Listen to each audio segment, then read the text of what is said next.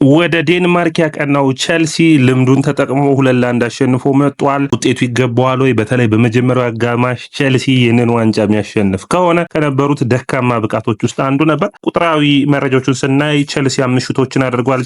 ኮፐንሃገን 5 ሹቶችን፣ ሁለቱን ታርጌት ሁለቱን ቡድኖች አድርገዋል። ቸልሲ 63% የኳስ የማቃበል ንጻሬ ነበረው። ፓስ በማድረግ ካየ ነው ደግሞ ቸልሲ 720 ጊዜ ኳሱን ተቀባብሏል። በሁለተኛው አጋማሽ የሪሲ ጄምስ እና የኤንዞ ፈርናንዴዝ አስገራሚ ጎሎች ቸልሲን በዚህ ጨዋታ ላይ ነጥብ ይዞ እንዲወጣ አድርጎታል። አሁንም ቸልሲ ከቆመ ኳስ ችግር አለበት። ጎል ተቆጥሮበታል። 2-0 አስጠብቆ መምጣት ይችል ነበር። ነገር ግን አስፈላጊ የሆነውን ውጤት ከዴንማርክ ይዞ ተመልሷል። ኮፐንሃገንን ማሸነፍ ችሏል። ኮፐንሃገን ባልተጠበቀ ሁኔታ በ5 ተከላካይ ነው የተጫወቱት። በጣም ጠንካራ መከላከል ነበራቸው። ስለዚህ ቸልሲ በቀላሉ ማሸነፍ አልቻለም። በአውሮፓ መድረክ ላይ እንግዲህ ቸልሲ ፈታኝ የሆኑ ጨዋታዎች እንደሚያጋጥሙት ይህ ቡድን የታዳጊዎች ቡድን እንደሆነ መርሳት የለባችሁም። ስለዚህ ይህ ቡድን ውስጥ ልምድን በአውሮፓ መድረክ ካሁኑ ማግኘት የሚጀምሩ ይሆናል። ውድ አድማጮቻችን በእናንተ እይታ የጨዋታው ኮከብ ማን ነበር? በጣም አስቸጋሪ አይመስለኝም። ሪሲ ጄምስ በጣም ምርጥ ነበር ዛሬ። ጄምስ የድሮውን ጄምስ የሚያስታውስ ከዛው ኤንዞ ማሬስካ ከጨዋታው መጠናቀቅ በኋላ በሰጡት አስተያየት ጄምስን እንደ አማካይ ተጫዋች ነው የማየው ብለዋል። ከዚህ በፊት በዊጋን አትሌቲክ በውሰት በነበረበት ጊዜ የአማካይ ክፍል ተጫዋቹ ነው እንዳየነው የሚታወስ ነው። ጄምስ ጥሩ ተጫዋች እንደሆነ ምንም ጥያቄ የለውም፣ ከጉዳቱ ውጭ ማለት ነው። ጉዳት ከሌለበት ጥሩ የሚባሉ ኤንዞ ፈርናንዴዝ በጣም አስገራሚ ጎል ቸልሲ 110 ሚሊዮን ዩሮ ሲያወጣ ለዚህ ተጫዋች ለእንደዚህ አይነት ጎሎቹ ሲል ነበር። በጣም አስደማሚ የሆነ የቤኔፊካ 6 ወራት ሲያሳልፍ እንደዚህ አይነት ጎሎችን ያስቆጥር ነበር። በዓለም ዋንጫ ላይ እንደዚህ አይነት ጎሎችን ያስቆጥር ነበር። አሁን ወደዛ ብቃት የሚመስል መንገድ ነው እንግዲህ ታይሪክ ጆርጅ ከተባክ ያደረገለትን ኳስ በሚገባ ማስቆጠር ችሏል። በጨዋታው ላይ እናንተ ኮከብ ማን ነበር? ውድ አድማጮቻችን ኮሜንት መስጫ ቦክስ ላይ አስቀምጡልኝ። ይህ ያያ ስፖርት ነው። ላይክ፣ ሼር፣ ኮሜንት፣ ሰብስክራይብ ማድረጋችሁን አትርሱ። ስለ ጨዋታው ምን ትላላችሁ? በጨዋታው ላይ ያየናቸውን ጥሩ ፐርፎርማንሶች፣ ደካማውንም የምንነግራችሁ ይሆናል። እንግዲህ ለቸልሲ ጨዋታው እንዴት ነበር ብለን ካየን የመጀመሪያው አጋማሽ በጣም የተቸገሩበት የቸልሲ የማጥቃት ክፍል ምንም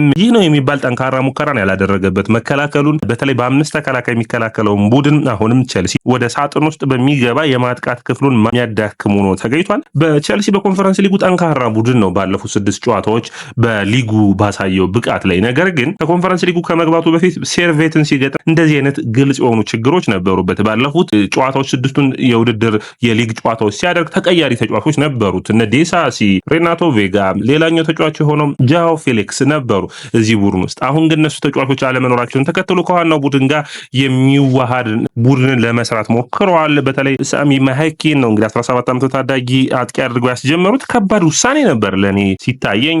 ውሳኔው ከባድ የሚያደርገው ምንድነው? ገና 17 ዓመት ታዳጊ ባለፈው ከአስታና ጋር ከተጫወተ በኋላ የተጫዋች የጨዋታ ጊዜን አላገኝም። ወደ 10 ደቂቃ ብቻ ነው የተጫወተ ይላሉ መረጃዎቹ። አስቸጋሪ የሆነ ምልመላ ነበር ወይም እሱን አጥቂ አድርጎ ማስጀመራቸው። ምክንያቱም ከሜዳ ውጭ ላለ ጨዋታ ጥሩ የሚሆን አልመሰለኝም ነበር። ነገር ግን እንግዲህ ኤንዞ ማሬስካ ሪስኩን ወሰዱ።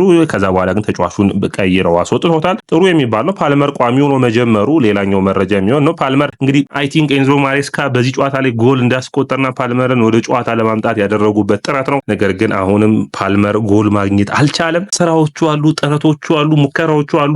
የፓልመር ብቃት ወርዷል የምትሉት አይደለም። ነገር ግን ጎሎቹ የሉም። በቃ የመጨረሻው ጎሎቹ የሉም። ያ እንግዲህ የሚያሳስብ ሊሆን ይገባል። ጉስቶ ገና በ8ኛው ደቂቃ ተቀይሮ ወጥቷል። እንግዲህ ጉዳት ያጋጠመው ይመስል ነበር። ኤንዞ ማሬስካ ያን ያክል ጉዳት አላጋጠመውም በማለት አስተያየታቸውን ሰጥተዋል። ይህ ቡድን እንግዲህ ጥሩ ብቃቱ ምንድነው ካላችሁኝ መከላከሉ ላይ ጥሩ ነበር። ነገር ግን አሁንም ስህተቶችን ይሰራሉ። በተለይ በመጀመሪያው አጋማሽ ላይ የነበረው የጨዋታው ኢንተንሲቲ በጣም አስደማሚ ነበር። ቡድኖች በአውሮፓ መድረክ ላይ ማንኛውም ቡድን የአውሮፓ መድረክ ጨዋታ ሲመጣበት በመጨረሻ አቅሙ ነው የሚጋጠመው። ሴርቬት ለዚህ ነው ቸልሲን በጥሎ ማለፉ ማለትም ወደ ኮንፈረንስ ሊጉ ለመግባት በጣም የፈተነው የነበር። ኮፐንሃገንም በሚገባ ይህንን ቡድን ፈትኖታል በመጀመሪያው አጋማሽ። በሁለተኛው አጋማሽ ግን ኤንዞ ማሬስካ ምን እንዳሏቸው አይታወቅም። የተጫዋቾችን ቅያሪ ተከትሎ ቸልሲ ሙሉ በሙሉ ዶሚናንቱ ነው ሲጫወት ይታይ ነበር። በጨዋታው ላይ ጥሩ እንቅስቃሴን ማድረግ ችሏል። ቸልሲ አፍተሮል ከሁሉም ነገሮች በኋላ የምታስቡት ቸልሲን ዋንጫ ማሸነፍ ይጠበቅበታል። ለምን ያስፈልገዋል ካላችሁኝ እንደ ዌስትሃም አይደለም። ዌስትሃም ለምሳሌ 43 ዓመታትን ዋንጫ ስላላነሳ ኮንፈረንስ ሊጉን ማንሳቱ ዴቪድ ሞይስ በጣም አስደሳች ነበር ለነሱ። ነገር ግን ለቸልሲ እንደዛ ሳይሆን ቸልሲ ምንድነው ታዳጊ ተጫዋቾች ናቸው። ባለፉት 3 ዓመታቶች ውስጥ ዋንጫ ማንሳት አልቻሉም። ስለዚህ ይህንን ዋንጫ ማንሳት ለቸልሲ አስፈላጊ ሆኖ የሚታይ ነው። ምክንያቱም ካላችሁኝ አንደኛ ይህንን የታዳጊዎቹን ቡድን ልምድ የሚሰጥ ነው። ዋንጫ አሸናፊነት ብዙ ነገሮችን ማሻሻል የሚፈልግ ነው። ረሃቦችን የሚፈጥር ነው። ልምዶችን ማካበት እንዲችሉ የሚያስችል ነው። ከዛ ውጭ ደግሞ በዚህ ቡድን ውስጥ የጄምስ እና የኤንዞ ፈርናንዴዝ መሪነት መሻሻል እንዲችል አንዱ ዋንጫዎችን ማሸነፍ አስፈላጊ ነው። ነገር ግን ቸልሲ ከዋንጫዎቹ ከኮንፈረንስ ሊጉ ዋንጫ በላይ 11 የፍጻሜ ጨዋታዎች አሉበት። በኔ እይታ እያንዳንዱ ጨዋታ የፍጻሜ ያክል ነው መጫወት ያለበት። ቸልሲ በእያንዳንዱ የቀሪዎቹ የፕሪሚየር ሊጎቹ ጨዋታዎች ውስጥ ቶፕ 4 ለመግባት የፍጻሜ ያክል መፋለም አለበት። ያንን ሲያደርጉ ሊታዩ የሚጠበቅ ይሆናል። እንግዲህ ቸልሲ የሚቀሩትን 11 ጨዋታዎች ውስጥ ፈታኝ የሆኑ ጨዋታዎች እንዳሉበት የምታውቁት ነው። እንግዲህ አርሰናልን፣ ሊቨርፑልን፣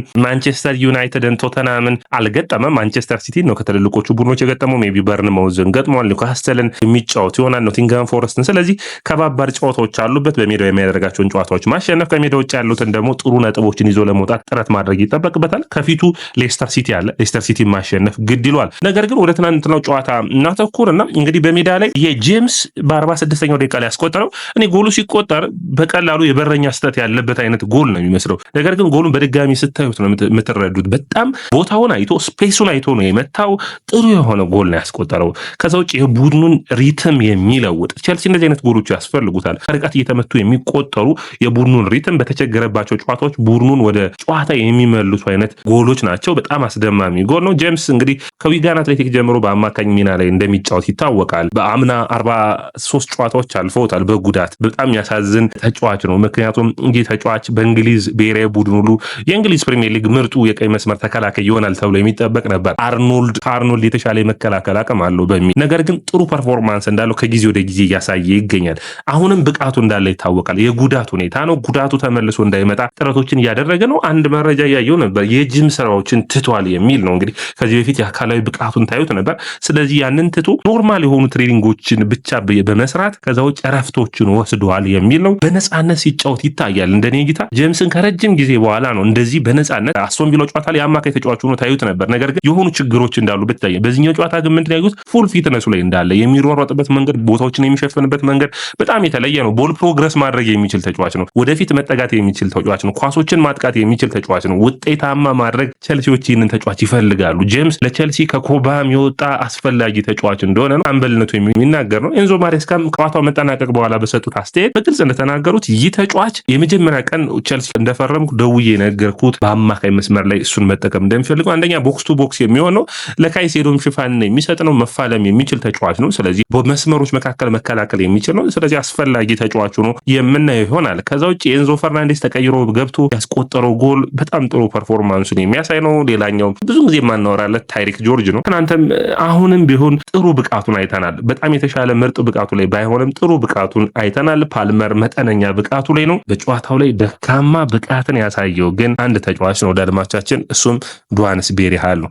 ቸልሲ ለምን ይህንን ተጫዋች አስፈረመው የሚል ጥያቄዎች ሁሉ የሚያስነሳ አይነት ፐርፎርማንስ ነው። ምንም የተለየ ጥረትን አያደርግም፣ የተለየ ብቃትን አያደርግም።